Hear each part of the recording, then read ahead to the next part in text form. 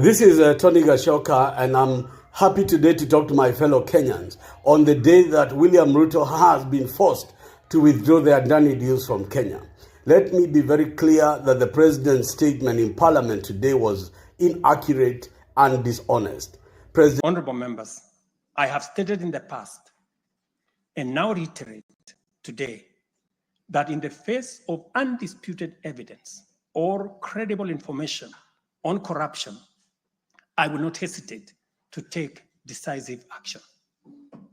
Accordingly, I now direct, in furtherance of the principles enshrined in Article 10 of the Constitution on transparency and accountability, and based on new information provided by investigative agencies and partner nations, that the procuring agencies within the Ministry of Transport and the Ministry of Energy and Petroleum immediately cancel the ongoing procurement process for the JKIA expansion public-private partnership transaction, as well as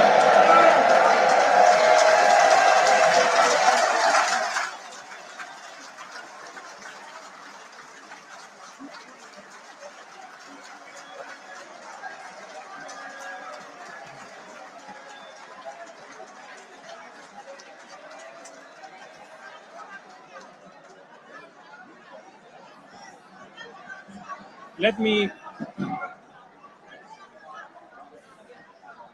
me repeat this for clarity. I have said that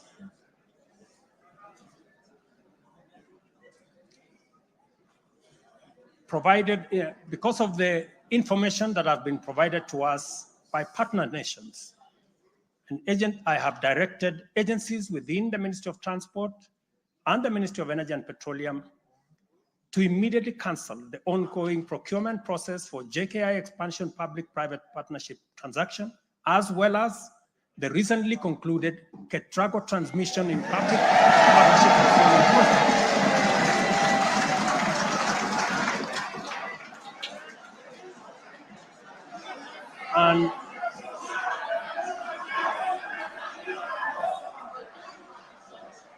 And immediately commence the process of onboarding alternative partners, because these are important projects. This is Tony Gachoka, and I'm happy today to talk to my fellow Kenyans on the day that William Ruto has been forced to withdraw the Adani deals from Kenya. Let me be very clear that the president's statement in parliament today was inaccurate and dishonest. President William Ruto did not remove the Adani cases from Kenya because of new information he has received from friends abroad. The reason the cases were withdrawn is because we had formed a formidable court action against him on the basis that the Private Partnership Act is unconstitutional, the fact that he had entered into the Adani deals without public participation and without the approval of Parliament. Further to that, he had breached procurement procedure in this country, and the Adani deal was brought in through the back door in order to achieve what it had achieved in India. In India, Adani has been indicted for having paid $265 million, the equivalent of 34 billion shillings, to Indian politicians to enable a deal of $2 billion. That amounts to about 10%. With the amount that had been calculated for Jomo Kenyatta International Airport, that would have amounted to 260 billion worth of a deal, and a 10% payment mimicking that of India would have made a political payoff of 2.6 billion Kenya shillings. And that is the amount of money that the Adani group must have offered to Kenyan politicians. I want to be very clear that another thing that turned the Adani matter into a problem in the US was deception and misinformation. They misrepresented how they got their deals to lenders and investors, and therefore the money they obtained from innocent people was by deception and by fraud, what lawyers will call criminal fraud. In this instance, had Kenya signed the Adani deal for Jomo Kenyatta International Airport, and 5 years into the deal, this indictment by the East Side Court of New York would have been entered, what would have happened to Kenya? William Ruto was prepared to sign the airport for 30 years. What would have happened in 5 years' time if Andani had been indicted and found guilty of criminal conduct?